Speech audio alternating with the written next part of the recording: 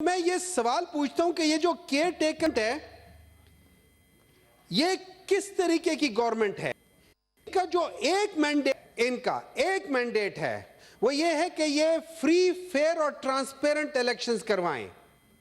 اگر یہ وہ بھی نہیں کروا پا رہے تو یہ یہاں بیٹھے کس لیے ہیں؟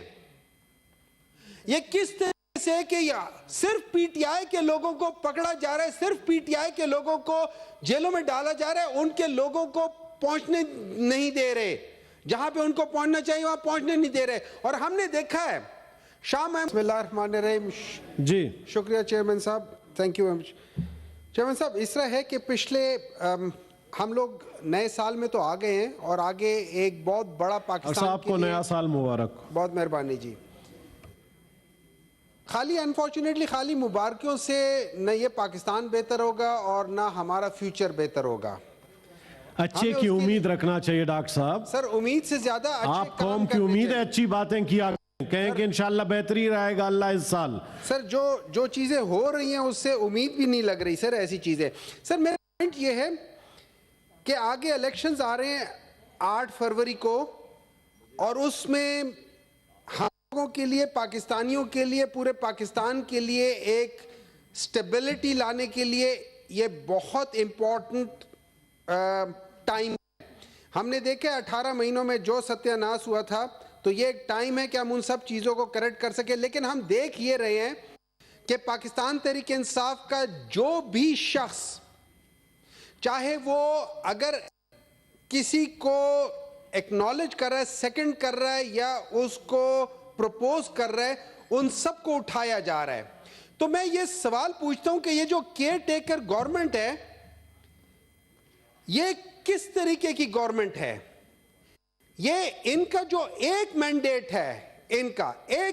ہے وہ یہ ہے کہ یہ فری فیئر اور ٹرانسپیرنٹ الیکشنز کروائیں. اگر یہ وہ بھی نہیں کروا پا رہے تو یہ یہاں بیٹھے کس لیے ہیں؟ یہ کس طرح سے کہ صرف پی ٹی آئی کے لوگوں کو پکڑا جا رہا ہے, صرف پی ٹی آئی کے لوگوں کو جیلوں میں ڈالا جا رہا ہے, ان کے لوگوں کو پہنچنے نہیں دے رہے, جہاں پہ ان کو پہنچنا چاہیے وہاں پہنچنے نہیں دے رہے. اور ہم نے دیکھا ہے شاہ محمود قریشی صاحب, ان کو جب وہاں سے کورٹ نے بیل دیا تو کس طریقے سے ان کو دھکے دے کر باہر نکالا ہے. اور اگر یہی کرنا ہے, اگر میں یہ سمجھتا ہوں اگر کوئی پولیٹیکل پارٹی یہ سمجھتی ہے کہ وہ ان طریقوں سے کر کے یہ الیکشنز جیت جائے گی, یہ پاکستان میں سٹیبلٹی لے آئے گی, اس طریقے سے کبھی پاکستان میں سٹیبلٹی نہیں آئے گی. سٹیبلٹی تب ہوتی ہے جب لوگوں کے اندر سکون ہو, چاہے آپ ہارے ہو لیکن آپ کے دل میں سکون ہو کہ اگلے نے آپ کو اپنے میرٹ پہ ہرایا ہے. لیکن اگر یہ کام کر رہے ہوں گے تو کس طریقے سے کون سا آدمی ہوگا جس کے اندر سکون ہوگا؟ سر میں یہ سمجھتا ہوں یہ بہت زیادہ, یہ جو ہماری کیئر ٹیکر یا ٹیک کیئر یا کیک ٹیکر گورنمنٹ ہے, یہ لوگ بہت زیادہ غلط اور ظلم کر رہے ہیں. اور ان کو اس بات کا سوچنا چاہیے کہ اگر یہ ظلم کر رہے تو ان کو کہیں نہ کہیں تو اس کا حساب کتاب دینا ہوگا. اور میرے لحاظ سے ہم لوگوں کو ایز اے پولیٹیکل پارٹیز, ہم لوگوں کو اس چیز کے خلاف, اگر آج یہ یاد رکھیں, اگر آج سارے یہ سمجھتے ہیں کہ آج پاکستان تحریک انصاف کو یہ لوگ اس طرح کر رہیں گے, تو ٹرسٹ می یہ لیول اگر آپ دیکھیں پچھلے 25-30 سالوں میں یہ لیول آف انٹرفیرنس یا لیول آف یہ ساری چیزیں بڑھتی جا رہی ہیں.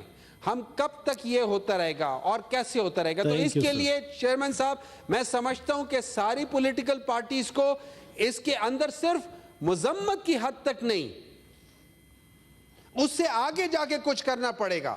Thank you sir. شکریہ. Thank you. Honourable senator Kamran Murtaza. Kamran sahab ویسے آپ کی پارٹی نے بات کر لی تھی. پارٹی نے بات کر لی ہے سر, تھوڑی سی اور بات. اب کامران صاحب سے ڈرتا بھی ہوں نا, جلدی بتائیں گے. تھوڑی سی اور بات سر. مولوی صاحبان آپ کو تو خضدار میں ملیں گے انشاءاللہ. جی کامران صاحب. مولوی صاحبان ہمیں جو ہے وہ بچپن میں بھی یہی پڑھایا کرتے تھے کہ ایمان کے بعد جو ہے امن بہت نعمت ہے. ایمان تو ریاست نہیں دے سکتی, ایمان تو حکومت نہیں دے سکتی, امن تو ریاست دے سکتی ہے نا سر. امن تو حکومت دے سکتی ہے. تو اس وقت مسئلہ جو ہے امن کے حوالے سے ہے. ہمیں کہا گیا تھا عدالتوں میں کہ 8 فروری کے حوالے سے ماں سوائے اپنی بیوی کے اور کسی سے بات نہیں کرنی. ہم نے بھی بیوی کے علاوہ اور کسی سے بات کرنا چھوڑ دی 8 فروری کے حوالے سے کہ ہم پہ یہ الزام نہ لگ جائے کہ خدا نخواستہ ہم الیکشن ملتوی کروانا چاہتے ہیں یا ہم الیکشن سے ڈرتے ہیں یا الیکشن سے بھاگتے ہیں. سر مولانا پشاور گئے 7 تھریٹ لیٹر, مولانا کوئٹہ گئے 7 تھریٹ لیٹر, مولانا لڑکانے گئے 7 تھریٹ لیٹر, مولانا کراچی گئے 7 تھریٹ لیٹر, اب یہ 2 دن پہلے جو ہے نا اگین ایک تھریٹ لیٹر. تو ہر روز جو ہے نا ایک تھریٹ لیٹر ہمیں پکڑا دیا جاتا ہے.